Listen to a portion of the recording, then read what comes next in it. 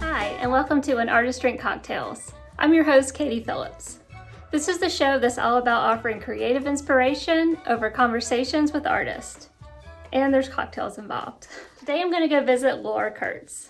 Lorra is an encaustic artist, and she also works with acrylics and mixed media. Her work is represented in some of my favorite galleries, and she's also been featured on HGTV.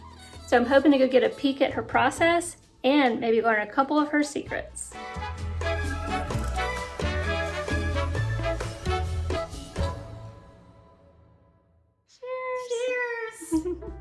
So today I'm here with Lorra Kurtz, and I am enjoying this delicious cocktail. This is, I'm going to say it wrong. How do you Negroni? say it? Negroni, and it's an Italian drink, right? That's correct. Yeah, so tell me about this Negroni. Okay, so I actually learned about it from another artist, and it's a third gin, a third vermouth, and a third Campari. And it's just refreshing and fun, and a little different. If you like gin, it's a different type of gin drink that's fun to try. Yeah, and the Campari, is you were saying, is an aperitif. It's an Italian aperitif. Yes. Yes. Yes. Very good. So it reminds me of traveling when we could. Right. Hopefully we'll get back to that this year. To traveling. Yeah, cheers to traveling and right. And drinks and good times this year. That's right. So Lorra, how long have you been a professional artist? About 7 years. Okay. I've been painting about 10, and at that point I kind of got in a gallery, and so it's been a great journey. And I started painting when my boys were little. Mm-hmm. Before that, I had a career in finance. Okay. And worked for investment firms, and then I made a switch. I went to school at night and studied interior design. Oh, that's fun. And when the boys were quite young, I started doing projects and interior design and decorating, and then I started painting, and then that was kind of it for me. That's awesome. Yeah. It sounds like it's like you start off in the whole numbers thing, and then you get more and more creative. Right, and now I can't add, so that whole side of my brain is like that. I've never been able to add, so I've never had that part of my brain. Have you always been creative, or have you always had this pull towards art, or was it just something you kind of like one day, I just want to do this? I would say, growing up, I grew up in a small town in Texas, and we did not have really any exposure to art. And as I got older, I was definitely interested in it. I would say both my parents were creative in some form or fashion. Mm-hmm. My mom did ceramics, and my dad could fix anything. He could figure out things. He was a tinkerer. So, I kind of grew up with that. They had their own garden. They cooked all the time. They just were creative in many ways. So, and then I used to scrapbook, and at one time I painted parts for an artist, and I was always trying to do something creative on the side, even though my job, for many years was not creative. Right. So, Yeah, well, that's great that you found art when you did. I did, yes. So tell me, I know hummingbirds are very important to you. So tell me about your connection with hummingbirds. Okay, so my dad used to keep several feeders at his lake house filled with their feed, and he would sit out on the porch and just watch them for hours and hours. And after he passed, and I've been painting for probably 2 or 3 years, I painted a hummingbird painting, and it just resonated with people, and it resonated with me, and I felt like my dad was saying, it's okay to take on this as a career, follow your dreams. And every time it seems like I paint a hummingbird, people somehow see that or feel that, so it is special to me. And it was kind of the genesis of me taking this a little more seriously. Right.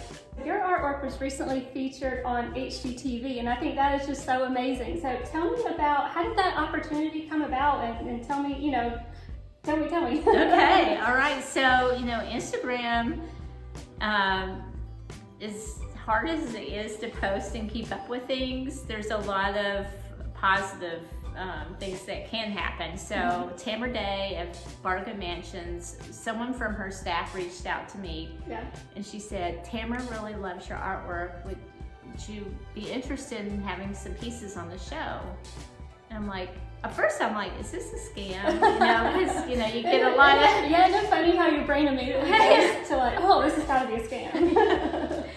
But it was for real, and so I sent them some pieces, and they were on the show, and she also has a retail store, so some of my artwork is in her retail store, which she opened up, Tamara opened up right before the pandemic.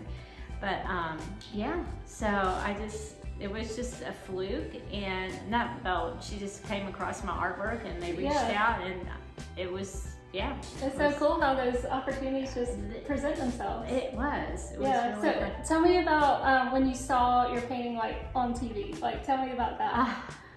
We were sitting here on the sofa with popcorn, my husband and I, just drinks and just having fun, and then all of a sudden one of my hummingbird paintings showed up in the bedroom, and I was like, oh my gosh, this is unreal.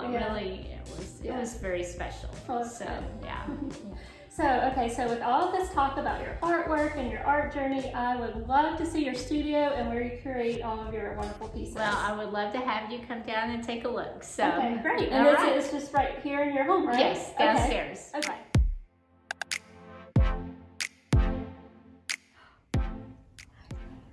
Welcome to my studio. Come on in.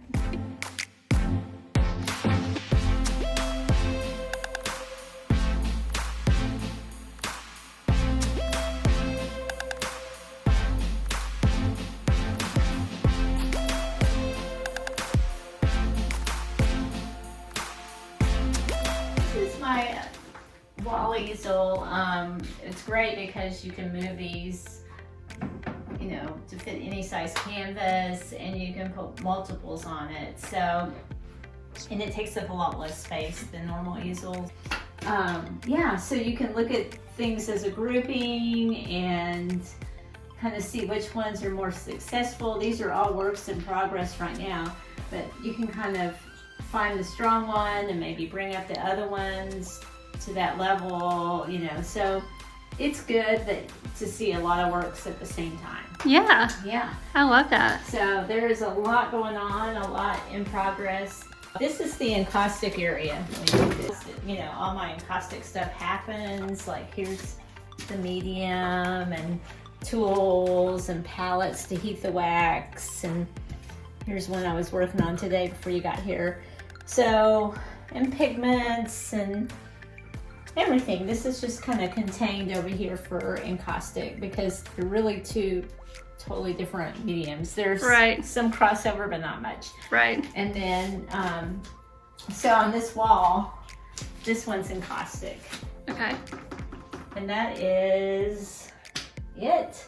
So the rest of these are acrylic mixed media. And so kind of what happens is, you should, what I like to try to do is just in the beginning not think, just play, just put down collage pieces, put down line work, ink, just different materials, and then the hard part is trying to figure out what you want to keep and then what you want to clean up.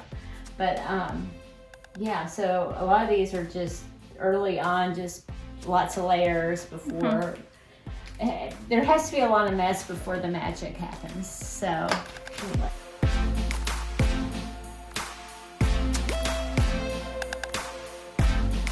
I call this the fun cart. The fun cart. The fun cart, because this is how you make a lot of different marks and different textures, and here's like collage elements that I've cut out. you're bored, just sit in front of the TV and get a magazine and start cutting out things. Some of these will work, like some of these products you can use in encaustic, but a lot of them, like the acrylic markers and stuff like that, you can't. So, but it's just a great place to come over and go, okay, you know, I don't like where this is going. Let me just grab another material and incorporate it into the piece. So that's the fun part. It's so easy to make stencils. I used to use Mylar and a lot of different materials, but really all you need is a manila folder. And you just draw your image.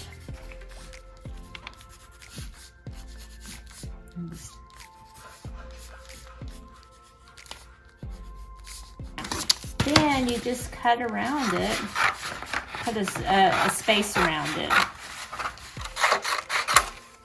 Then you can just go in. Oh shoot, you're not supposed to. Oh goodness. That's why you should not be drinking and making art. You want one, you know, continuous cut is really what you want. You don't want to cut it in little pieces like I just did. So just make him like that. All right, so then you can just grab some tape and fix your mistake. And put them back together again.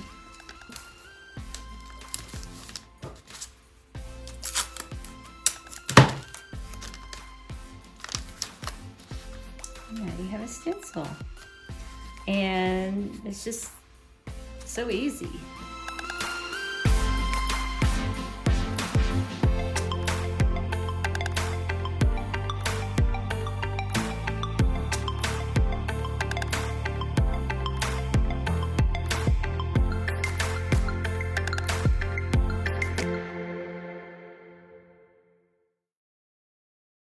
Isn't that cool? It is cool. I love it. It's such a cool trick.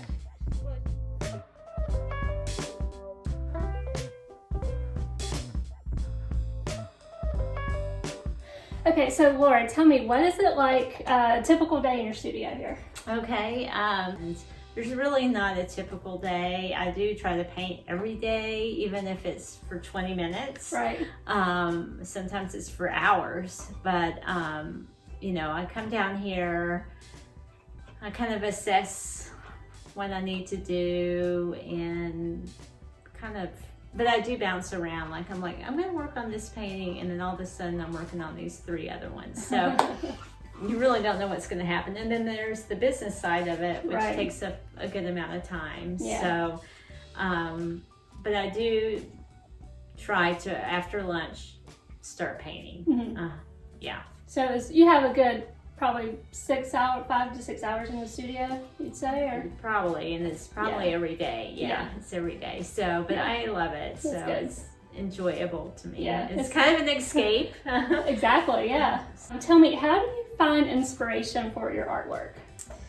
Okay, so right now, it's part of my process is playing, like trying to start something and really not think about anything I'm doing. Just kind of, it's totally intuitive, I guess. You're just grabbing collage materials. You're not really trying to make a painting, but it kind of gives you a place to jump off of and respond to.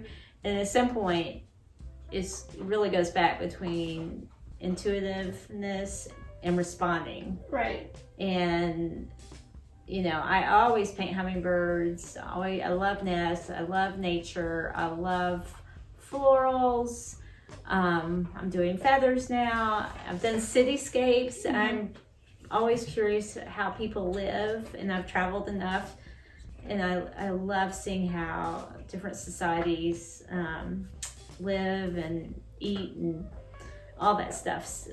So those are kind of my inspirations. I mean, part of my inspiration is just playing and responding. Right. And then, of course, towards the end, I usually bring in one of my elements for it to make sense. Although I have done pure abstracts, but you know, I'll bring in something to make it more my own. So. Right. Yeah. I found I've actually been doing a lot more of that intuitive play, like you're talking about. But it's like you also have to know, like, the training too. Like, you have to know about composite, in order to respond and make it, really amp it up. I mean, it's like you said, that jumping off point to give you some ideas maybe you might not have really thought of. Exactly. But then knowing how to respond is also key. That is a challenge. Yeah. Yeah. Like, what do you want to keep? Yeah. Just the design work and all that. So trying to figure out what's most important for you to keep. Right. So yeah. Yeah, I like that a lot. Okay, good.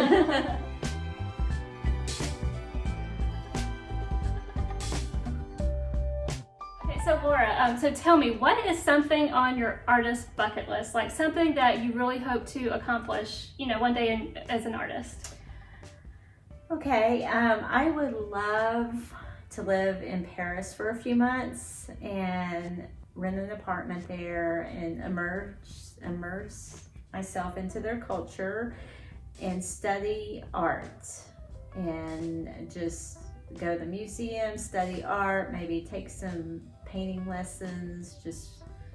I think that would be a dream, and just my husband's on board. We just need to. That's good. So, do you speak French? No. So I'd be the ugly American. Not for long, though. I'm sure you'll pick it up. I will do my best to learn quickly. So I like to give artists that I interview a chance to talk about some popular misconceptions that they hear about being an artist and give them the chance to correct those. So what's something that you hear that you'd like to correct? When people say, oh, that artist is so talented, and I just feel like those artists are super passionate, have put in all the work to get to that point. Everybody's kind of on the same playing field, and there are people that just really push forward by pursuing this passion and working every day towards it, and that's what really helps you to get better. And I do feel like it's more about improving than perfection. Yeah. If I'm making improvements every year in my craft, then I'm happy. I mean, well, what is perfection anyway? You're right. I mean, I'm the same way. It's like, if I'm not improving, then what am I doing, right? Right. Yeah. Yeah. So I really like that. I really like that a lot. Good. So your art is represented by several galleries, and so I think you would be a great person to ask. What is some advice you would offer to maybe another artist who is interested in approaching galleries? Okay. So, one, do not send out a blanket letter to 50 galleries. You really need to do your research, find out which galleries your work would fit with. If you're a realistic painter, you don't want to apply to a contemporary gallery per se. You need to also, besides doing your research, visit the galleries, go to their shows, follow them on social media, try to build a relationship with them, and just because you've applied once doesn't mean you can't apply again. Yeah, that's right. Yeah, because you might get that initial rejection letter and just be devastated and maybe think, oh, I'm not good enough. But that's true. I mean, because especially if you're growing every year, right? And that makes perfect sense not to let that initial rejection. And maybe at the time that you applied, there was already 4 other floral painters, and now there's only 2. And right. It's a lot of it's timing. And timing. Yeah, I like that. So it's timing and persistence and building that relationship. Yes. That's a fun question that I like to ask everyone that I interview. If you could invite anyone over for a cocktail, anyone in history, living or dead, who would you invite over and why? I would invite Madonna over. Okay. I am in admiration of her career. She has, reinvented herself so many times and has resonated, with so many people. She's a perfectionist in her craft. Right. And admire her stamina and her passion and her willingness to try something different. And I think it would be a very interesting conversation. Yeah, I know, especially if you think about her music, like in the 80s up through like until the 2000s. I mean, it's like dance pop stuff, you know? Right. It's like, yeah, you're right. She just constantly reinvents herself. And I think as an artist, that kind of says that you don't have to always stay in the same place. You Exactly. can, Get out of the box. Right. Keep exploring. Keep seeing like what's next. That's right. Yeah. So I know you have some pretty cool shows coming up here in the next few months. So why don't you tell us what's next? Okay. I'm really excited about an upcoming show at DK Gallery in Marietta. It's the first Friday in April. It is a show based on feathers and birds and nests, and right up my alley. That's perfect. So, for you. yeah. No, I'm very excited.